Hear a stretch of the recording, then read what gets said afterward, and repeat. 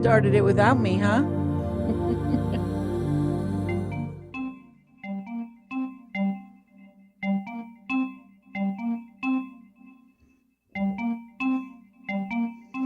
All right, as we're getting started here, we're gonna share this out to our followers and out to the world. I am so sorry. I did not realize I started it. I thought I was It's okay. joining. My bad. It's okay. We're both casting crew, and so whoever gets in first, it's fine. All good. One less thing for me to do.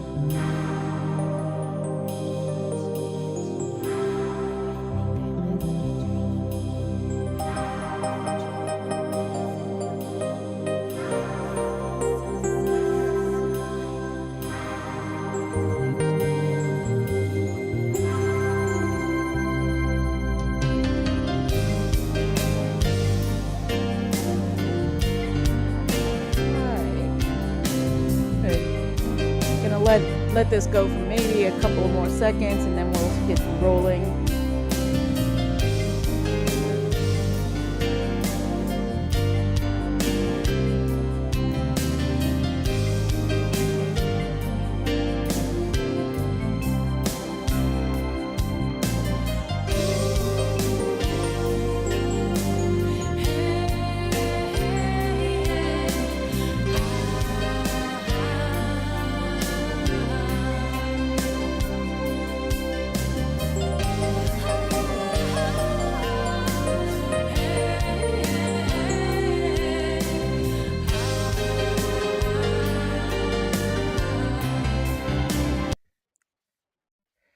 Ooh, that's torture.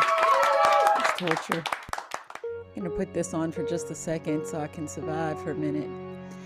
You guys, as you're filing in and we're getting ready here, you are on the Laughter After Trauma Show here on Fireside. We broadcast every week on Tuesday at 8 o'clock Central Time.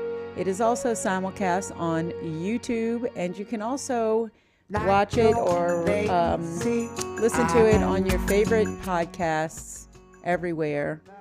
It will be broadcast out at some later point in time when I get all the editing done.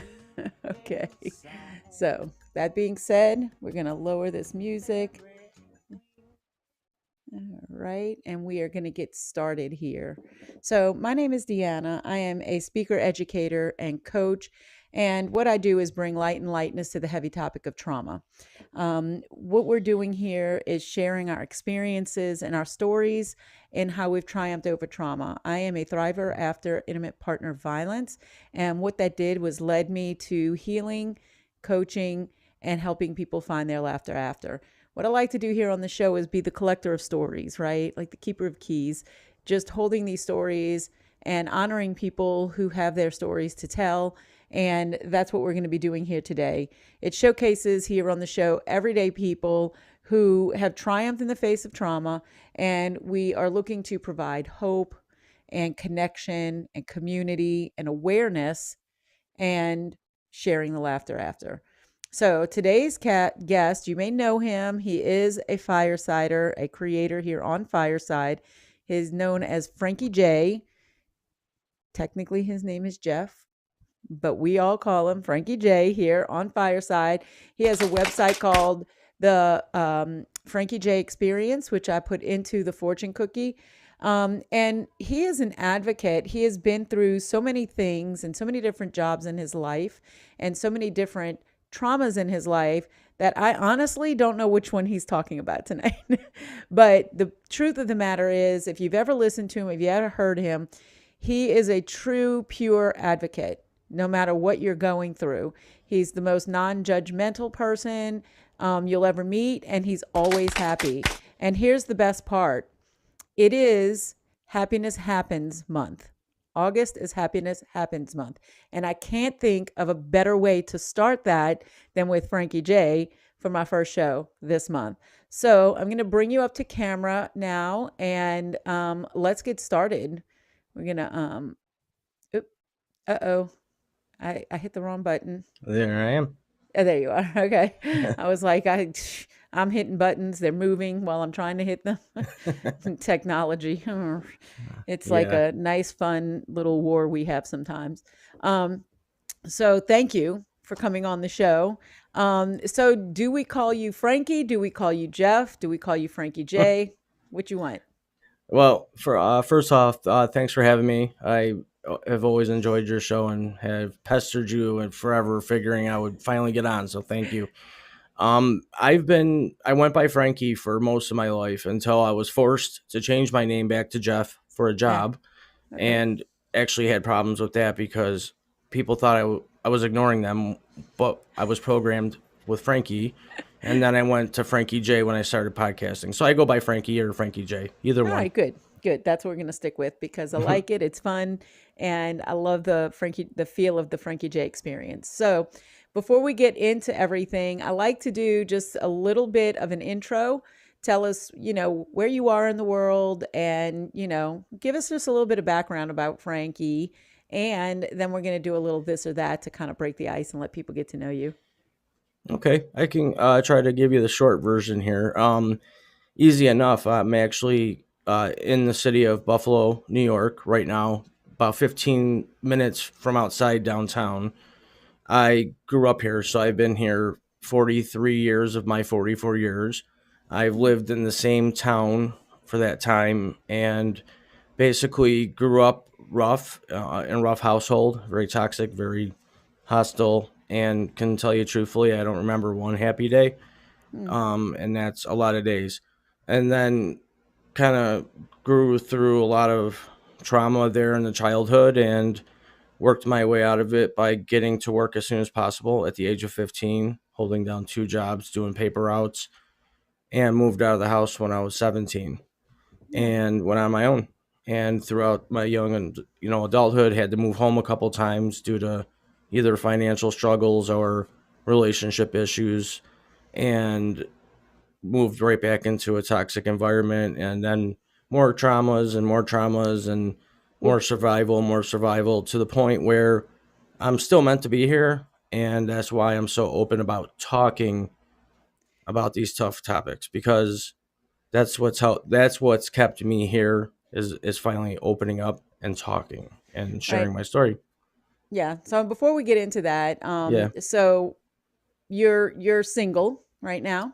Yep. I'm married, but separated for well over 3 years now. Okay.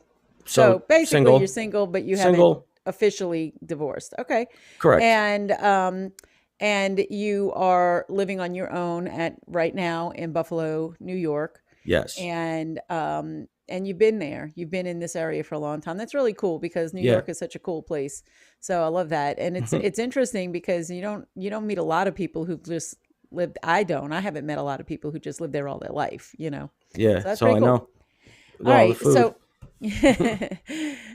so we're gonna do the this or that, and I have not gone over these questions with him. I just like to do this in order to get to know people, and it is my way of like just kind of saying, you know, I don't know, just getting to see what your preferences are. Kind of tells us a little bit about you. So the first one I'm going to ask you is coffee or tea? Oh, coffee. Coffee. Do you All drink day. coffee all day? Oh no, Okay. one big cup in the morning. That's it. Just in the morning. All right, cool. Jump start the day. I Yep. mean, my dad can drink coffee when he cuts grass. It's ridiculous. It's so Ugh, weird. too hot. Yeah, yeah, I know. It's crazy. All right. Number two, beach or mountains? I like to ask Mo- this of people in New York. Mountains. Mountains, because people who are around beaches or around mountains, I like to hear what their preference is. Sometimes they're just the opposite of where they live. Yeah. Um, okay. And as far as phone calls are concerned, do you rather take a phone call or would you rather people text you? Oh geez, a phone call. A phone call. Oh, funny. Mm-hmm. All right, cool. All right, well that's good to know. My message on my phone says, "Hi, it's Deanna. You know what to do. Text me." Yeah. That's I've my never voice heard that, message. but I'm the one that leaves the voicemail saying hello. Hang on one second. Can you hear me? Can you hear me? Yeah. And then everybody starts talking, and then you're like, just kidding. Yeah. Haha. Leave a Yeah. message. Yeah. My niece did that to me. And she got me. So there you go. All right. Hmm. So let's get into your story because I think that there's some important things that I think we're going to get out of your story because of the level of traumas that you've had to experience, endure, and you've managed to overcome. And there's some areas that I think you're going to be very candid with us that most people are not open about. And so I Sure. just want people to just be ready because this is going to probably be a wild ride. Yeah. All I'll right. try to keep it. I don't ever look to trigger people, so No, no, no, that's fine. And I feel like, most people know what my show is about. So, you know, but I do like to say in the front of the show that sometimes the topics are sensitive, and I come from intimate partner violence. And so if you know the show, then you kind of know, but not everything gets that deep. And it's fine. You can talk as much or as little as you want. That's fine. yep. I'm pretty open, so yeah. Okay. All right. So where you want to start?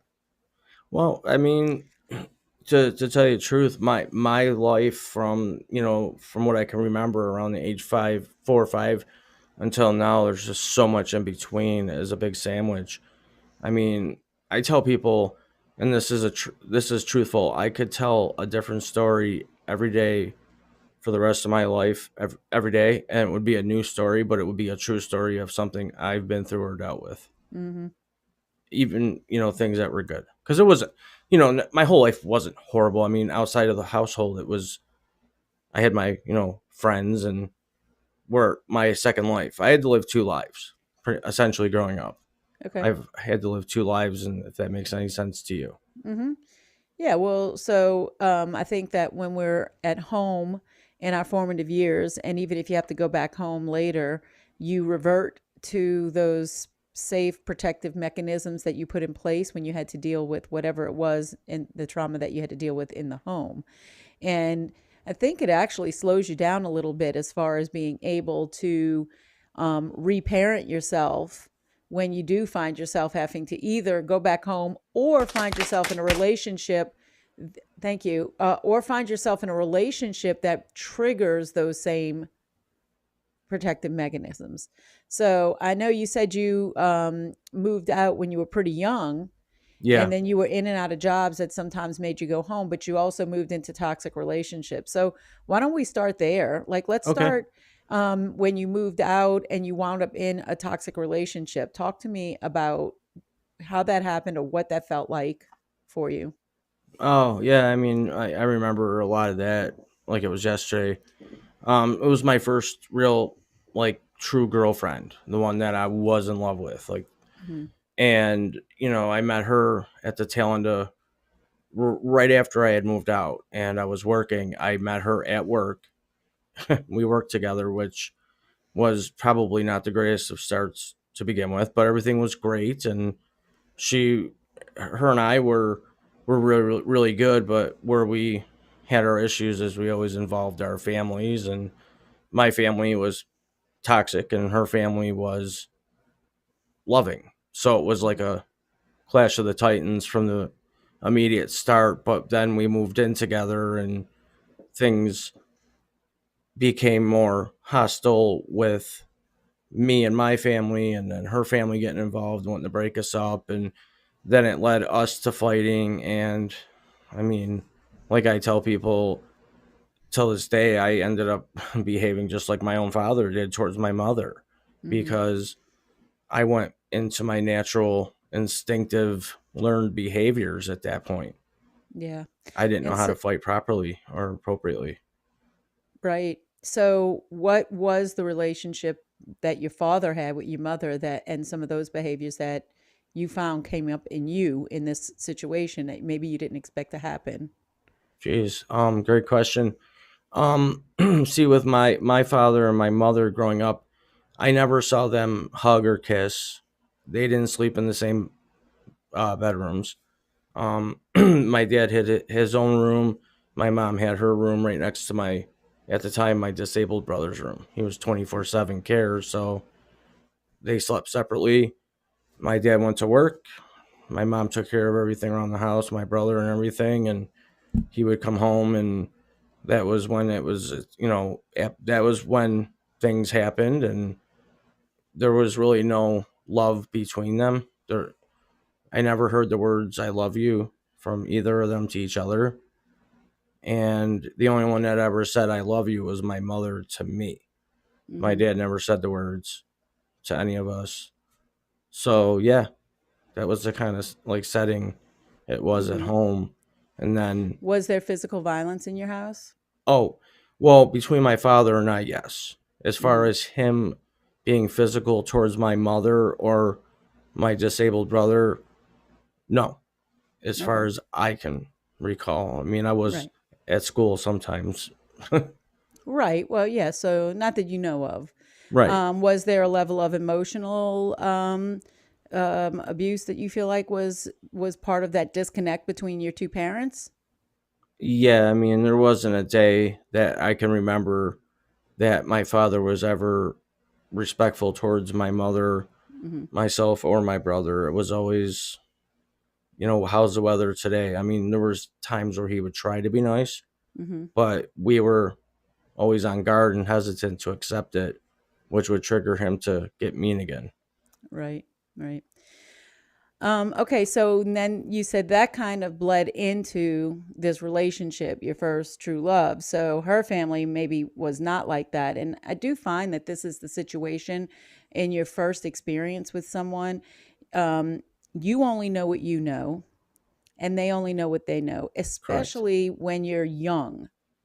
Correct. If you are, say, 30 when you enter into your first relationship where you're going to be married or live together or whatever, you might have a little bit more outside knowledge. But when you have Yeah. that first relationship when you're young, you only have your point of reference, your own frame of reference. And it's almost like a culture shock when you get into those relationships because when it's just you and the person, everything is just so rosy, but Yes. you haven't entered into real life yet, right? Correct. And so tell me how that played out for you when conflicts arose and you didn't really know how to handle or handle conflict inside of that relationship. Yeah, I mean that's another good question. So when her and I would get into disputes, and it was her and I didn't have like blowouts every other day or every night. It was, one good one every other month or so. We'd have like a breakup or whatever. But if it got to that point, she would immediately call her family, and they Hmm. lived within seconds of us. And they would just come, and she would leave and go with them for a couple nights. But then, as things, escalated, and police were called by either someone, a neighbor, or her parents or whatever, then it was, you have to leave, and it was always me that had to leave. Hmm. And yeah, so I was at those times forced, not forced, but I had nowhere to go, so I had to go home. Yeah. Do you feel like it was fair that it was always you that was made to leave? No, not all the time, but I just did, Yeah. because they always say that the guy goes first. But was it always fair? No, but Right. I took my lumps. Yeah. I think that watching the Depp Heard debacle, right? The Yeah, mass chaos that was that trial, um, regardless of how much of a mess it was, it did bring to light that even inside of circles in society, that it is expected that women are going to be believed and treated as though they are automatically or always the victim. And that's not always the correct. case. No, And I do think that the tide is turning and that there needs to be awareness around this because statistically speaking, it's actually the other way around. it is Statistically speaking, women are more often abusers than men, even though 85% of injuries will occur to women because women may not have the same strength correct. as men do. So if there is violence and it escalates to that, oftentimes women will get hurt. But I do think that it needs to remain open as to who is perpetrating the abuse Yeah, because we are learning so much more now because and that just shed a whole lot more light on it. No matter which side you take, no matter what you believe, there is a lot that came out in that allowed there to be a voice for the other side of the story. And I yeah, think that that's important. So in that situation that you found yourself in with the toxicity and maybe not being able to get control over the conflicts in the house, how did that end up where you guys were no longer together? Because there is a little bit of escapism happening here when you call your parents and you run home every time you have a conflict too. It's not necessarily the best way to resolve a conflict. no. I was always a firm believer in keeping your own laundry in your house, and not involving family, because families have their own problems. But I'm only one half of the relationship. I was always one, keep it our business. It's our business. But then again, there's family cultures that everyone is in everybody's business, and they all walk in each other's homes, and so it was always a culture shock no matter what relationship I got in, because my house was the no friends over, windows closed, shades down, nobody allowed in, Mm-hmm. Mm-hmm. secret, basically. So I always wanted to lock my house down and, protect it, not in that sort of way, but in a way where your family doesn't need to be involved every time we disagree. Mm-hmm. And that's what would escalate it is, you know, well, the boy who cried wolf, that kind of thing. Yeah. Yeah. And I do think that in that situation, that it really makes it difficult for you, not you two as a unit, to be a team and a unit that's facing your problems together. Because while I do understand that you do need a support system around you, your first support system should should be together. Correct. And it's difficult if that's the first line of defense is running away. And for a lot of people that's a triggering thing too, because it creates a feeling of abandonment. In other words, that you feel like every time something gets tough, you're going to be abandoned. And it makes some people pursue because they wanted to be confronted. And so I guess there could be that dynamic that plays into it. So how did it all pan out? Like what happened with the relationship?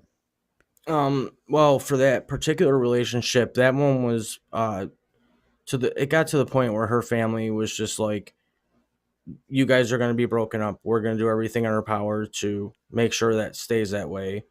And I just, early on at that point, I just said I had to live with it, and I moved on from that and lived at home again for a while Hmm. until the next, opportunity relationship arose where I could get out again, and it the cycle started over, and I then again moved in with what Do was you gonna be did my you my wife at that point. Right. So did you find that every time at that stage in your life, the only time you moved out of your parents' house was into a house with someone else in a relationship? Yes, Okay. Do you feel like that played any role in the way you were able to handle the relationship? most definitely. Because to be truthful, I shouldn't have moved out. And I shouldn't have moved in with my intimate partner right away. I should have Hmm. moved in with guys, roommates, because I didn't have a real true brother figure growing up because my brother was severely disabled, so he was a baby brother his whole life. So I should have went that route, but each and every time I left, it was like I'm leaving now. I don't have choices, options, and this is the opportunity presenting itself. And Mm. it sounded like the bee's knees compared to where I was. Right. Right.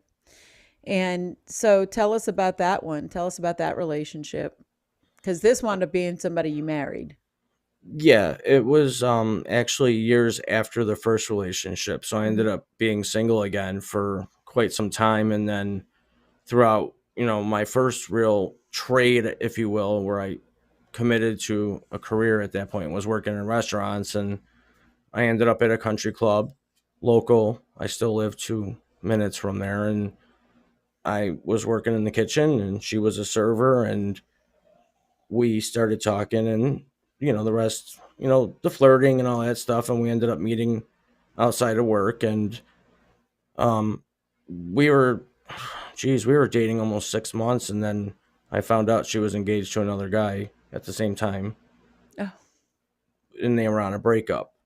Mm-hmm. I guess she told me they were done. He claims they were on a breakup.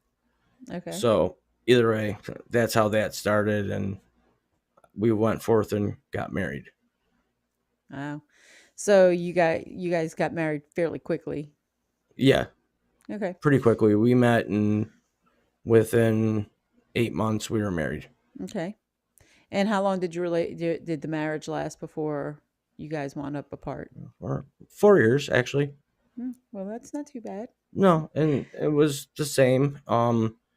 We we both, were going to our families at that point. I mean, that's what she did. That's what I did, and that ultimately, played a big part in our demise as well. Is having two different styles of family, one toxic, one loving, and that clashing. It Did you always seemed to be ever that way. Okay. And did you ever get any support from your in-laws at any point in time to say, "Hey, looks like your stuff over here, so if you ever need anything, you can rely on us as family." Did you ever get that? No, not really. It was more like I was at that point part of the outsiders club, no matter what. Even though I Mhm. was their daughter's husband, I wasn't part of the circle. Mm. I was always I was always uncomfortable around them, Yeah. no matter what. Even after 2 years of marriage, I was always uncomfortable around them. It was really weird. Yeah. And you had mentioned to me, like throughout the years, and I don't know if this happened before or after your marriage, but um, that you had some issues that you felt like were contributing factors behaviors that you even say yourself that, I was straight up wrong in the way I acted or the way I did this or the way I handled it or the way I treated her. Oh yeah. Are you okay talking about that? Yeah, yeah. I mean, that's one of the things that I talk openly about because I'm all about truth, Mm-hmm. and I needed to set it free because at the end of the day, women, as much as they treated me poorly, I treated them as poorly, if not worse, verbally and emotionally and mentally. I was my father, a spitting image of my father in the way that I talked to women. And I was a woman abuser. Mm-hmm. So I'm not going to say, but there is no buts. Mm-hmm. I was a woman abuser. And, did I ever lay my hand on a woman? No. But it doesn't make it better. In fact, mine was probably worse because I could say really nasty things. And I Yeah, did. and I agree. I don't know if I would put them on a scale next to each other. You know what I'm saying? Yeah. Um, They're both I've horrific. Right, and I've dealt with both, Mm, and it is they are different, but I don't know if I'd put them on a scale next to each other. That's all. But it takes a lot for someone to be able to face that demon, right? To be able to, yeah.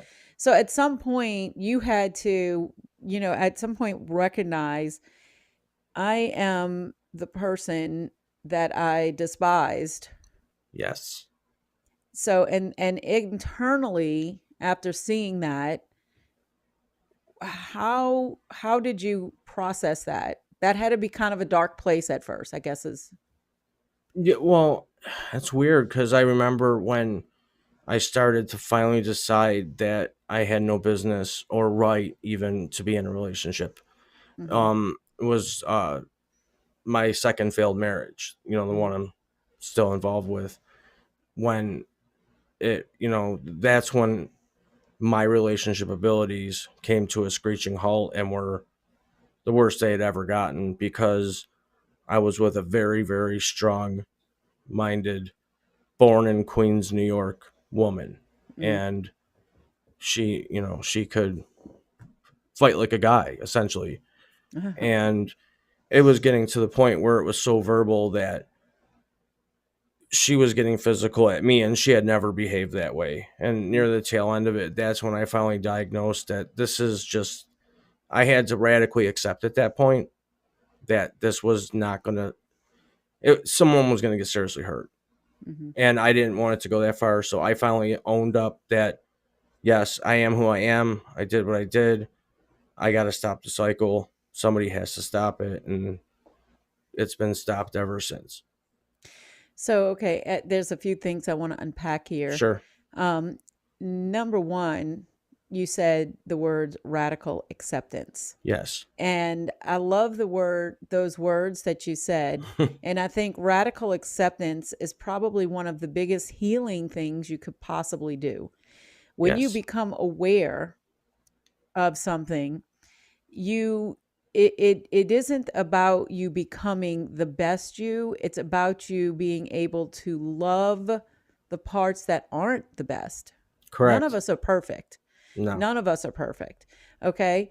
We need to be able to love all the parts of Correct. us.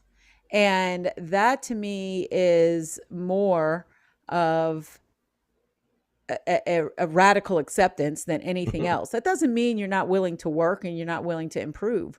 I mean, Right. we all have work to do because none of us are perfect. And we only can do that work when we become aware of what is going on and then we Correct. can accept it.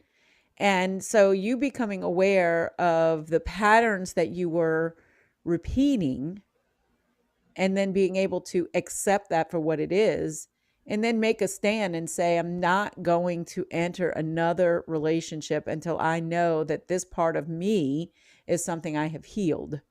Yeah. Not you fixed it, you're not broken, but that you've healed it. You've been able to accept it and you've been able to get to a point where you think differently and Correct. therefore act differently.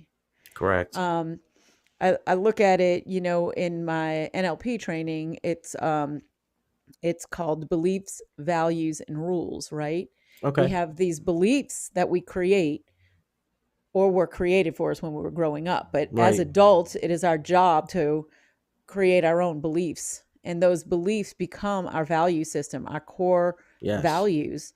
And when we have those core values, then we create rules for ourselves, more or less, right? Make It our own is the boundaries. Yeah. right, guidelines in which we are going to live. And those things, if we do them consciously, if we do them because we are aware, then that's those things that are going to improve yourself, and Right. ultimately loving yourself into the person that somebody else would want to love as well, you know Well, I, I didn't love myself for the longest time. Like when I made that decision, and I finally, I mean, I said to her, obviously, I can't make you happy, and that's okay. If there's somebody else, which there was, if there's somebody else, then I respect it at this point. hmm My job was to make you happy, and I couldn't, but I also took vows to make you happy. And if this makes you happy, as screwed up as it sounds, I'm willing to endorse you moving on hmm and to make you right, happy. right. I'm not treating you correctly, anyways, because I wasn't. hmm So at that point, and it hurt because I felt like a failure, hmm B, a loser, an abuser, all this stuff piled on one Labels I on top of quit labels, guy. right? hmm Yeah. hmm And so for a while, it was like pure dark depression after that. But hmm that's what gave me the time and the screen to see everything that got me to that point. right. And do you see how maybe being on your own has been something that allowed you to be able to sit with yourself and have these awareness or these revelations come up for you, because you're not having the influence of being at home, Correct. and you're not also being influenced or feeling like you have to be a certain way for a relationship. And so now you're able to focus only on you, and Yeah. And that's just probably it. for the first time ever in your life. Pretty much. Yeah. I mean, being 44 years old and finally in the last few years being able to say I have my own space that's a few different things: safe from all outsiders, mine, everything inside I earned, obtained in my own way. Nothing was given to me. And I choose to be alone. I choose to live alone, but I'm Mm. not lonely, not by any stretch. Do I have lonely moments? Everybody does. I mean, put on a sad movie.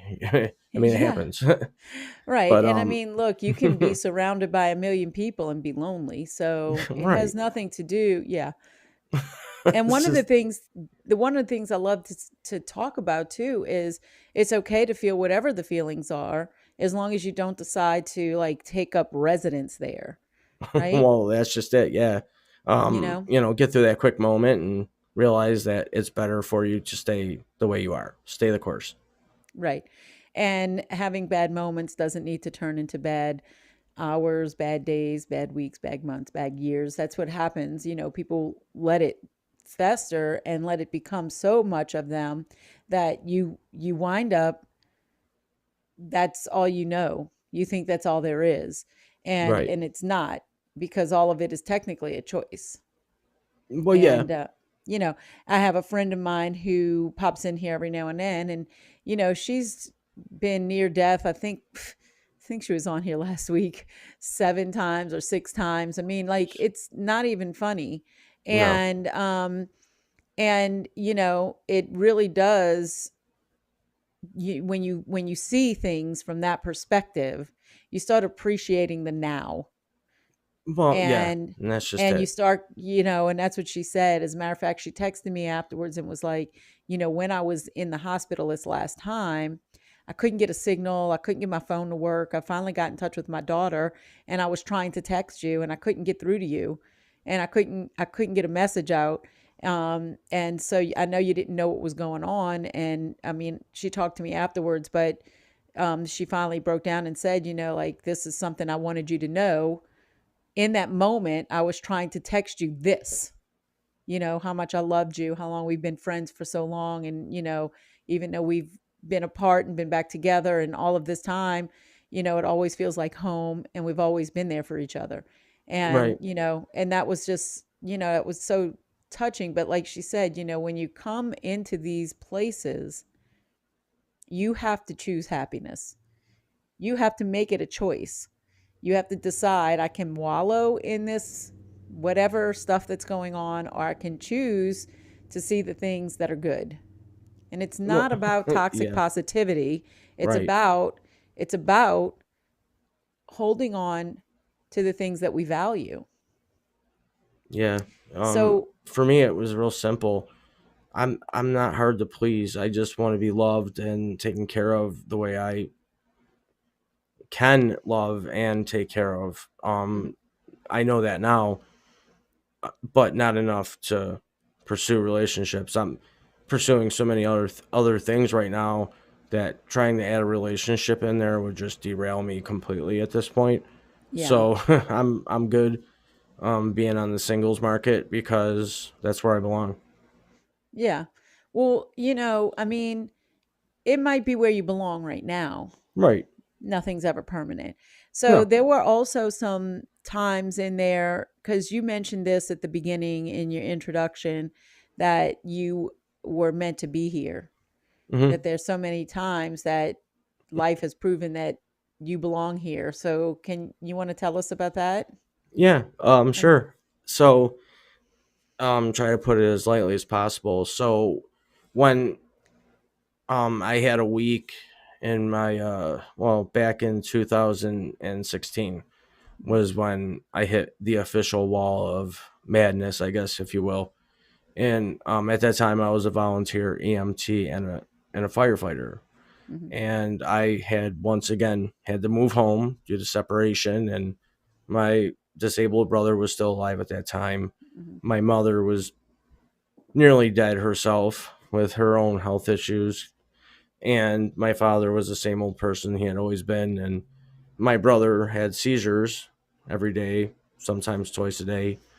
And the one morning, uh, well, let me give you the 5 days leading up to that morning. mhm, I had to perform CPR on two other guys that ended up passing away at my hands. And then a week later, that morning, my brother stopped his heart and everything. And I had to do CPR on my own brother, and he died.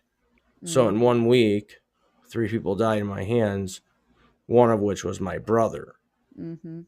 And I went on a, you know, downward spiral with alcohol and all the other stuff, and got to the point with work and home and separation that I just got to a point where nothing made sense, nothing was good, and obviously I'm not wanted here, so I'm gonna bolt. And I tried to kill myself legitimately, mixing chemicals in a car, and should have been dead after two breath, But I was in there for 6 minutes, and you know went to the hospital, and they kept me for quite some time. I was How there did for you a get to the while. hospital? Ambulance.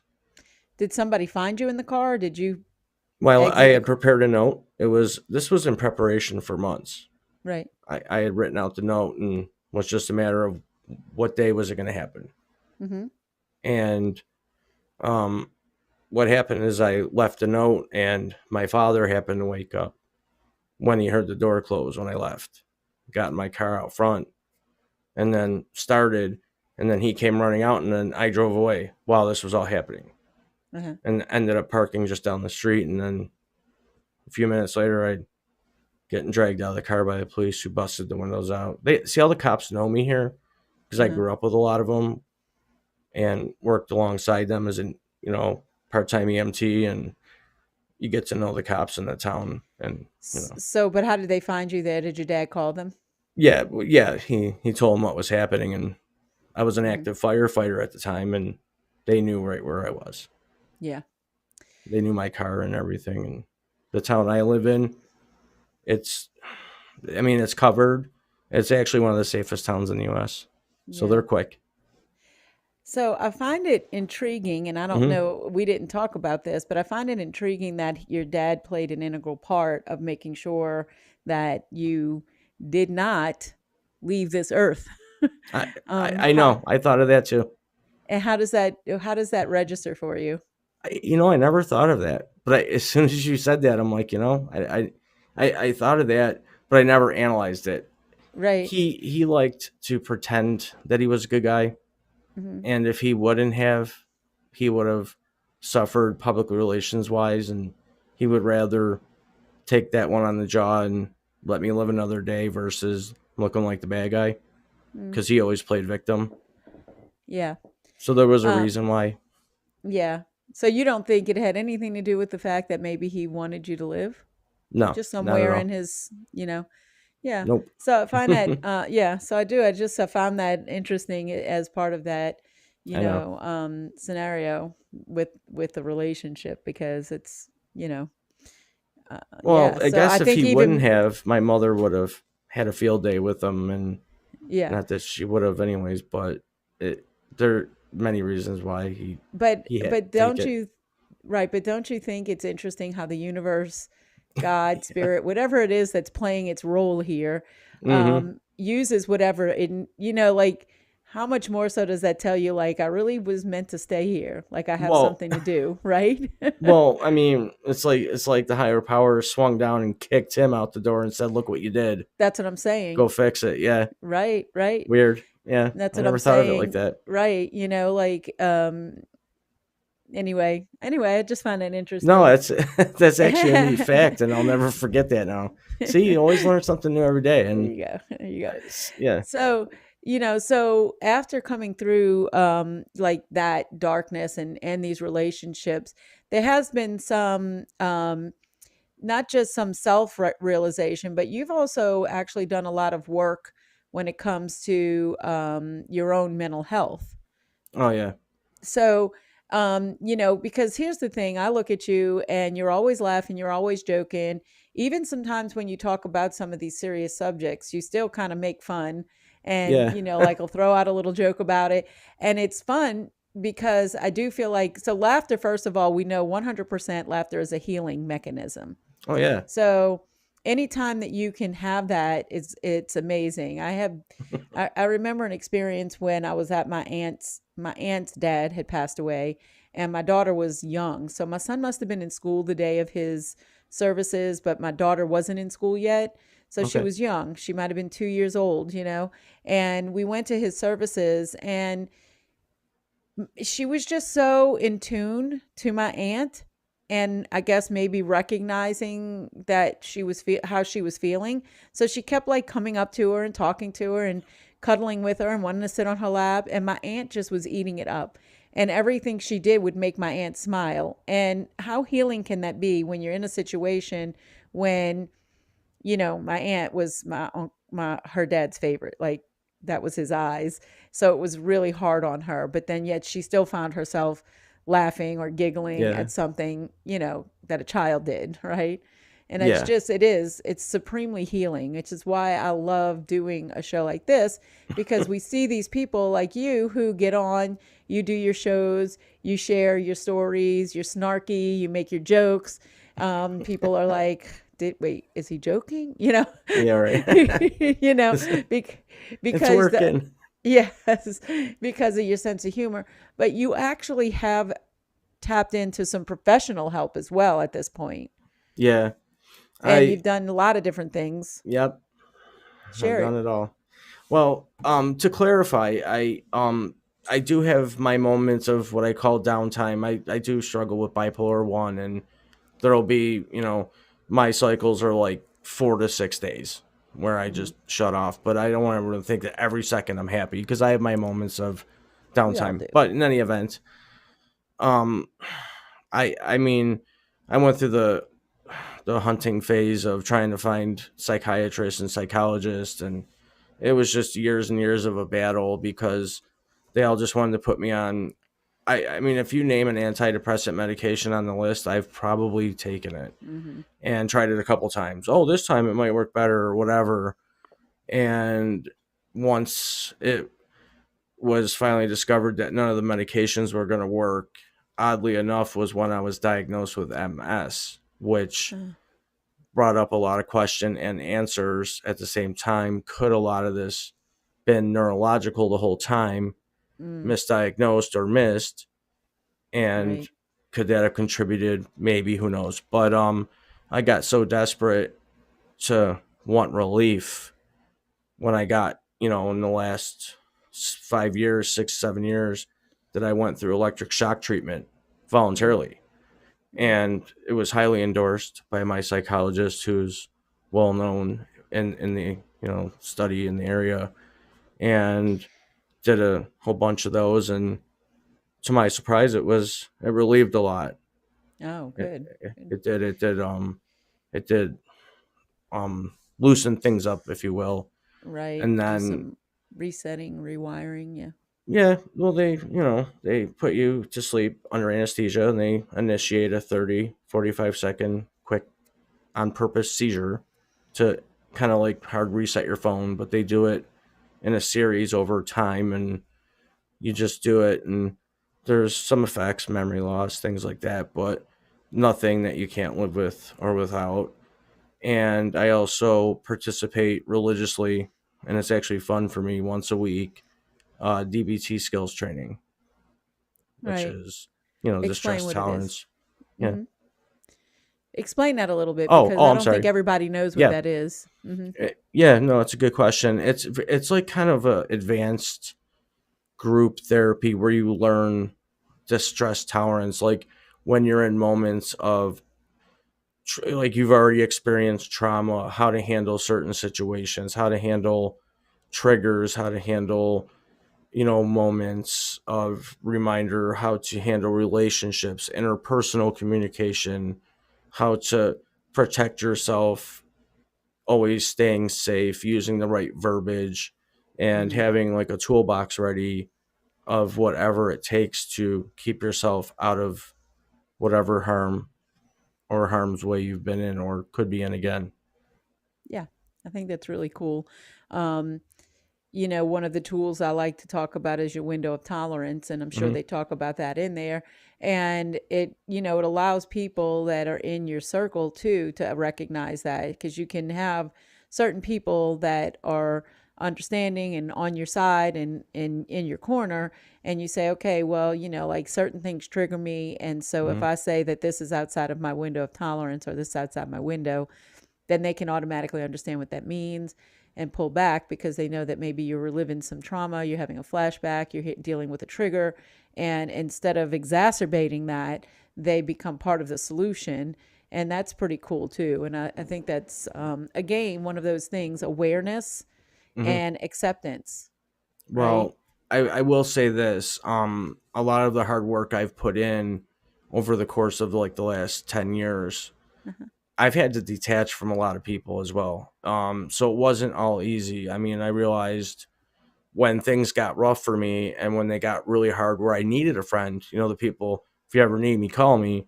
Hmm. They all disappeared, and then I was all alone, and that's when all the bad things happened. So when I came to the point where I could make my own decisions and decide, clearly on my own what was right and wrong and good and bad, Right, made the detachment, because if they weren't going to be good for me, then why should I be good for them? And it right. wasn't personal; it was survival. Right. And I think that, we should always be looking at our top 5 people in our life Correct. and making sure that they're adding to us just the same way as we're adding to them. And, um, and it's not to say that you throw people away because I'm a firm believer that you just don't throw people away, right? Like people are valuable. You don't just, oh, well, well, you're not useful to me anymore. Bye. But that they have different levels and places in your life based on whether or not they are draining you or bringing you energy. And that's kind of how I Well, look at it, yeah, you well, know? that's what they were doing. These Right. people were just sucking the life out of me. I was pulling. pure entertainment for Right, them. right. I was the joke. Right. And in those cases, then those are the people also that those are the people that you not only distance yourself from, but that you recognize these are the people that are toxic in your life and you need to Yes, remove them, absolutely. and there are those levels too. I mean, it's not like you don't have that situation, but like I'm just stating generally, right? Like Yeah. how you want to view your relationships and how we view people, right? As just a general rule. I don't want to I judge. am right. Well, I'm pro people. And Yeah. I know you are too. Like, and like I said at the beginning, not a judgmental person. You're a very accepting person. So if somebody puts themselves in a position where you have to say, Yeah. look, Yeah. you're not the right person to be in my life, that means they really don't belong there. I Well, guess that's where I was going with that. You know what no, I'm it's so saying? right, and it's the ones I least expected too. The top Yeah. 10 that I had to detach from were Uh huh. the bottom 10 at the bottom of the list that I would have ever imagined having to cut ties from. But Right. the reality was they were the ones that were keeping me Damaging. from yeah Yeah. Yeah. damaging me. Yeah. I don't know if you want to let people up. We only have a couple people left in the Sure. audience right now. I think Christopher and Joanne. I'm pretty sure WaitBot is not a thing. Woody, I'm not sure Woody is a thing either. But I don't know if Woody's you guys, a bot. yeah. So I don't know if any of you guys have questions or comments or anything you'd like to share. You're more than welcome to come up and join the conversation. Um, you know, we're open book up here, and you don't have to feel like you have to either. So just there's this little hamburger on the bottom left of your screen, or there's a little plus sign where it says speakers, and either one of those will have a something that tells you, ask to speak or whatever, and invite yourself to the stage. And yeah, we'd love to have you up here if you guys have anything to add. But moving into the next thing that I wanted to ask about was, so now you find yourself in a place, right, where you are finally, seeing the beauty of everything that is Frankie J. Yeah, pretty much And I at this think, time. right, and I think that it takes a lot of work to get to that place. If you don't have any baggage, it takes a lot Yeah. of work to get to that place. So I know that the work that you've done has been enormous to be able to overcome the things you've overcome, to be able to face the yourself honestly and say, this is not okay, this is what I was doing, and these Right. are the things that I'm not going to be. Yeah. This is not Yeah. this is not who I want to be. And I mean, we get to choose who we want to be. We don't You have to know, be a product I I of. have to say this one even till this day, and this is true. Some people will say, "Oh, he's full of crap," and there's going to be those people that were obviously, and I respect that too. That the women I abused, her friends, and they're going to think what they think. But Mm, even if a movie comes on or a show comes on where a woman's being abused, I have to turn it off. yeah, It actually makes me feel sick that I yeah, behaved that way. right. And it pulls, yeah. So I can see that. Yeah. I'm not a person who watches that kind of stuff either, and it's just strictly from the other side. But here's the thing, and I say this about my ex-husband. Um, he always had these redeeming qualities. Like, it Hmm. wasn't everything that was horrible. You don't stay with somebody for 18 years Correct. and then dating, right? If every moment of every day of everything was just wretched and horrible. Correct. So, there were redeeming qualities, and it took a while of having that distance from him to be able to revisit um having some modicum of a relationship. It's not a relationship, like we're not friends or whatever, but we can be in the same room. We can be with our kids. We can be with our grandkids. We can have a conversation. He works with cars, and, like, he has a car dealership. So if I need something, I don't feel You could be bad calling civil. him and say, yeah, calling him and say, hey, this is going on. Do you have a guy who does this kind of work? Or, things like that. So even though I talk about this openly and candidly, he will talk about this. He doesn't necessarily admit like you do, which is why I am super proud of the way that you own how you acted, because Yeah. where you were is not who you are. Ugh. See, there are things that we Yeah. do and ways that we are that are places in time. It doesn't define us, Yeah. right? And it only defines us if we let it define us. And while I don't think he admits as well as you do, he does talk about, oh, yeah, I was wrong. I did wrong by you, whatever. That's a start. It's, it's about as far as he might be willing to go. But Yeah. the fact that he's willing to recognize that is at Mhm. least that.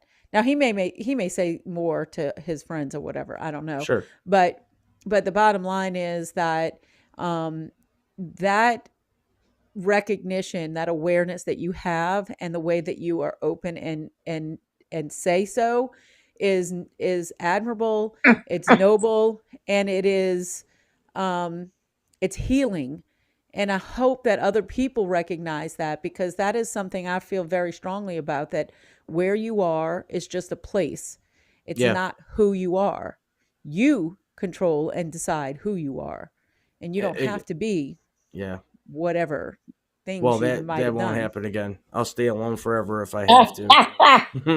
But this is So, Oh, Joanne. Joanne, thanks for coming up. Tell me, do you want to come on camera, Joanne? oh God, no. No, Okay. all right. Okay. Well, Oh, no, God. because I'm like in bed, okay? Okay. All right. That's fine. No Hi, worries. I Thanks for Joanne. coming up.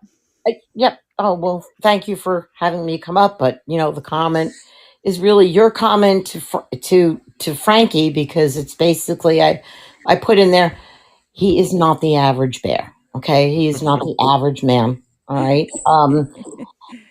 I married and have been married and have known my husband for almost 40 years. So Hmm. that'll give a little bit.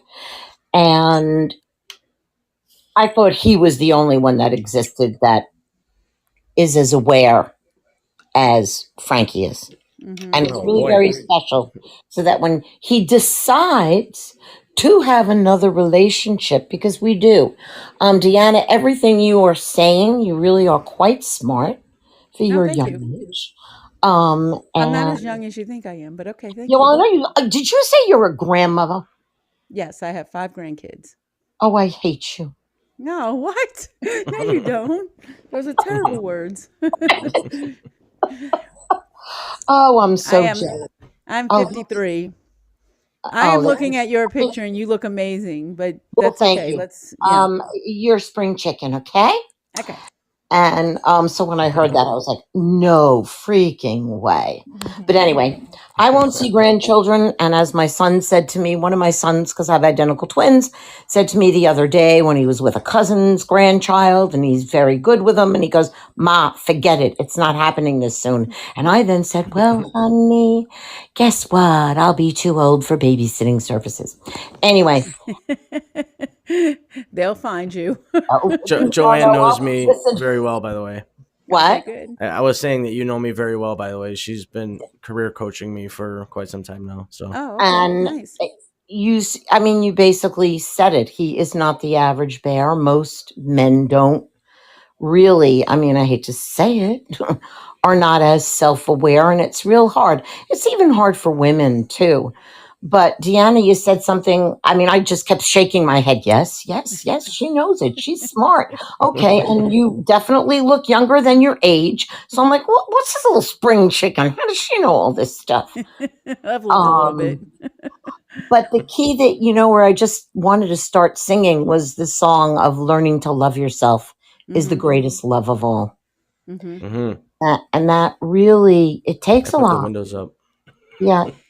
Yeah, You know, go on. it, and that's the thing. So in the work that I do with coaching, right? Like that is probably one of the base and most fundamental thing. I have 5 keys that for me were part of what I had to use in healing. And when I realized that I had put this together, I was like, oh, I need to share this, right?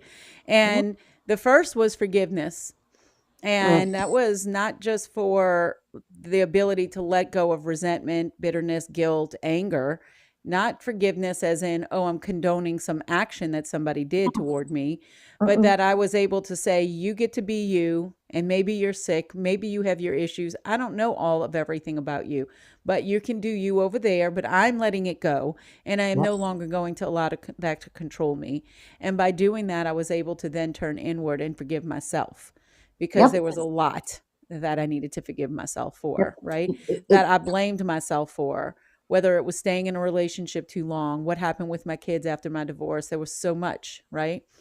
And yeah. then moving from that into gratitude, changing Yep. that negative self talk in your head Yep. because we are our own worst critic, taking care of yourself, which is not the same as loving yourself. That's But then right. also taking care of yourself leads to being able to love yourself because you are showing yourself that you're worth it. That's right. That's right. No, no, And all of those. I mean, and I think you put them in a very good order because forgiveness is one of the hardest things. right. And the only and when you're not a forgiving person, the only person you're hurting is yourself. Correct. Correct. Because And what's it happening is everything is taking space and controlling you. that's right. And my grandmother used to say you forgive but you don't forget. And that still isn't what it is you forgive, but then you just be aware Right. because it that was still to me that still was like, well, you're really not forgiving. Well, You're you're just holding on to it, and really the yes, idea is to let go because if you don't that's let go, right. you don't have that emotional freedom in that space. You got it. You got My it. But husband's walking through the room going, "Let it go, let it go. yeah, Can't right. hold it back That is anymore." that's right. I mean, it's true. You do. There's a woman I know who does her own stuff, which is called the Let Go, and that really is what it's about too. Right. It's. But I like the order you put it in because Yeah. it's very true, and it is. You have to take care of yourself too. You have to think of what is good for me, and sometimes it takes us a long while to understand ourselves, and Right. because we're by such products Try of being me for a day. what Try try being me being for a day. no be me for a day. No. But anyway, Well, but thank you. This was really very very lovely, and I just kept, I'm like that. What is it? The bobbing head. I just kept going. Yeah, yeah, she's right. Yeah, a bobblehead. Yeah. Yeah. Sitting in the church. Take it to church. Yeah. Amen, sister. Yeah. I So catch myself doing that too.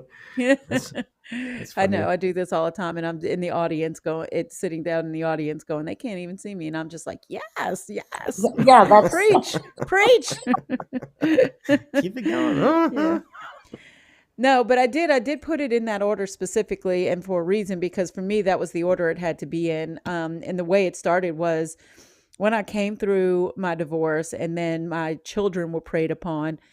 And then I went to this you know, personal development experience called Ulapalooza. And when I went there, they were teaching this framework, which I did become a coach in.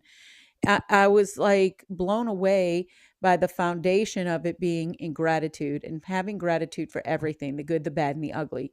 And right. that's fine. I understand that concept. I just kept stomping my feet about the fact that I don't have to have gratitude for what happened to my kids. I just don't. You can't make me.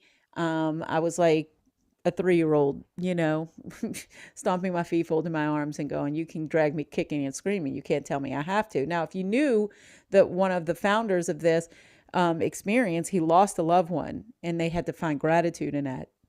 I have my kids, right? Yeah. I still was just obstinate about it. I understood here that it needed to happen, but I couldn't get it into my soul, right?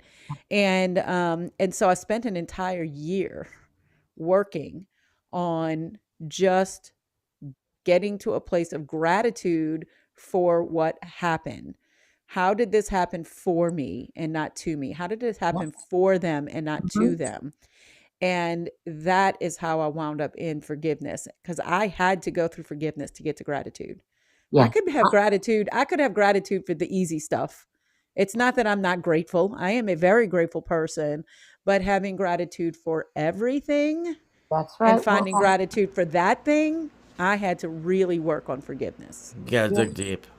And that's the first, and but your order you put it in really is resonating because Good. forgiveness is the hardest thing. I mean, this is where, I'll talk with certain friends and they can't forgive. And I'm like, you have to. And Yeah. and you've got to forgive yourself because even feeling the way you're feeling, it's okay to Mm-hmm. feel the way that you're feeling. Mm-hmm. And until we stop judging ourselves, and we are our own worst critics. Right. But I love the order you put it in because Good. gratitude is one of the most important things to have also. Right. You, And if you deal at all in frequency, energy, anything like that, you understand that love and gratitude are the highest of frequencies. yes, So, being able to live in that place will elevate everything in your life, but you have to be able to find your way there, honestly. Like, you can't just say you're grateful. You no, can't no, just write you, down, you can't just write down in your notebook, yay, today I'm grateful for my lights and my husband, no, made me oh, coffee, which I am grateful for every morning, no, by the way. yeah, no, so I gotta true. make I my mean, own. yeah, no, I mean, it only brings me to, I'm grateful that at the age of 19, when I was freaking out and I called my mother and said, I want to come home. And she said, you can't come home. I still left school anyway. And I'm grateful she told me I couldn't come home. She told me, you have no home to come home to. So imagine, and in all honesty, if she didn't do that for me and Mm-hmm. allowed me to come home, which in the end she did because I said, I'm going to go to dad instead. Um, I still was not allowed to be at home, but it was the best thing she ever did for me. Yeah. So, as painful as it was, I am so grateful that may she rest in peace, that she did that. And there are a lot of things, and that's how you have to look at stuff. You have to then say, well, what did I learn from that? Because we're always learning. Right. Right. And that's the other thing that I recently came across something, and they were talking about the obstacles and the frustrations that we come across. And, the things that make us, furious, and we think Oh that yeah. that is the Yep. blocker. That's the thing that's stopping us. And you get furious about it. You think you failed. You think you did something wrong. Whatever you come up against. And to take that furious and make it curious, That's right. turn That's That's a right. furious good one. into I like that. curious. Because the minute you do that, you recognize that everything that comes up, every obstacle that gets in your way, is actually an opportunity. Thank you. Thank Yeah. you. And that Bingo. That, it, I was on a podcast when somebody asked me about my failures. And basically, really, doesn't it sound crazy that, oh, I don't have any? And that's only because my failures I made into opportunities. right, I got up, right, I fell and I just got right back up. right. And You only fail if you quit. You fail if you that's right. stop, right? Well, and you Otherwise, your don't failure learn is if a you don't finding. fail. You don't succeed if you don't fail. Right. It really is. It was such a, it's kind of like what I always call the ridiculous interview questions for jobs. Where do you see yourself in 5 years? Not here. Yeah, right. Yeah. Didn't I mention I was On a passing beach, through? it's, so what are your failures? And again, one of my mom's best statements was, I want to regret the things I have done, not the things I haven't. There you go. I Yep. love that. That's a Yeah. good one. That's a real good one. Good one. So but you've got it. I love the order. I see, I am in bed. I'm sorry. This is what happens. When you get to be my age, 9 o'clock is the new midnight. Um, No, usually I'm in bed right around 9:30, so that's why the show is usually 8 to 9, 9:15 or so, and then I'm like, "All right, guys, see you later." And Frankie's an hour later than us, right? Oh yeah. Right now it's 10, 10. 15. Yeah, oh, well, which is where are you? Me? Deanna? I'm in New Orleans. Okay, I kind of heard the accent, couldn't quite figure out where it was. Knew it was Yeah. south. No, I'm in Yeah. New York. I'm in New York City. We're Oh, okay. basically, So, I'm on Long Island, which is really okay. New York City. But Yeah. yeah, Okay. So like you're 10:15 too. So we're past your bedtime. yeah, Okay. yeah. well, to be truthful, I was really excited to get on your show and share a little bit about my story. and there's so much more to it, Deanna. I mean, Yeah, we we'll didn't do even. another show Yeah. because, I mean, I find that if we go too far past the hour, Oh no. people Yeah. start going, oh. So Well, although we got a yeah. few people popping in right here, but yeah, but we can do another show. I don't have a problem with that. One of the things that I loved about doing this show this month and starting with you, and I think that it was serendipitous. I know we talked a lot, and I know you think you bothered me. You did not bother me about coming on to the show. I think timing for everything is on purpose and the way it's supposed to be, and you ended up here when you were supposed to end up here. I believe that And now. yeah, and really, I wanted to start highlighting Happiness Happens Month, and there's not a better way to highlight it than to look at the things that you've been through and the fact that you just choose happy. Well, Yeah. yeah. And that's how it happens. You choose Yeah, it, right? you do. That's how it happens. And so I thought that was a great way to kick off the month and Well, thank you highlight for that. Happiness Happens. Next week I'm gonna have a person who she calls herself the Joy Detective, and she wrote a book Oh, about, cool. how a morning routine can change your day or whatever. I can't remember exact name of it. I went to high school with her. I mean, I did read the book, don't I did, but it's kind of one of those titles like it's a beautiful morning and then it's like how a morning routine can change your day or something like Yeah. that. Well, it is true Um, though. yeah, and and so that's what I'm going to be doing is just making sure that I bring people in that highlight that, choosing happiness, choosing joy, choosing that because um hey, you know what? If we want to make an impact in the world, the best way to make that impact starts with you and it Right. ripples out from you because your impact impacts the next person and the next person and Right. the next person. So greet the day with love, greet every person with love in your heart. And I think that, if everybody did that, we'd be in a whole different place. Well, Oh, and then can I Jeepers. plug for myself? I mean, because Sure, that's what yes. I, Go okay. for it. I help people find their talents and their gifts because basically, as Pablo Picasso says it, he goes that the purpose of life is to find your talents and gifts, and the meaning of life is to give them away. And I do it through John Holland's method. So basically, and that to me is when you're giving, think about when you're giving. And right now we're living in such a consumption society Mm-hmm. that if we kind of teach to give, because it really feels good when you give.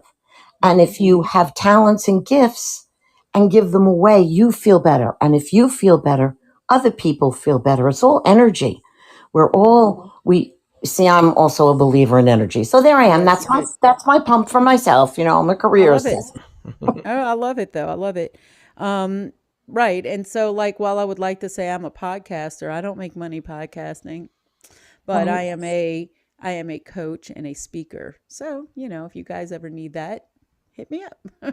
I don't talk about it Absolutely. a lot on here, you know what I'm saying? Because I really do like to focus on my guest story. So, but Yeah. that is where I'm coming from. And the reason I do the podcast is because I feel like this is the thing that I can give, and I'm a supporter. And so I like to be able to carry people's stories, the keeper of stories, and being able to have that. And, you can go back and listen to it. I can go back and listen to it, but we don't know who else hears this and what kind of impact it has. And trust me when I tell you, the people who you don't hear from, the ones who aren't liking your post, the ones who aren't speaking to you, they're watching. You never They're know who's listening. listening either. They're listening and they're watching. And that's the one that's the one that you're making the impact on. And you Yep. don't even know it. Yeah. So you just keep going. Yep. So, That's the name of the game. I keep going, you You keep going, and keep it gotta. rolling. That's it. Yep. yep. Yep. So, Frankie, is there any closing thoughts, any like one or two tidbits that you would like to wrap up with and say, these are the two things or one thing, three things, whatever that is the most important to me and that have helped me that Uh, you can leave us with? yeah. Real quick. I just became 100%.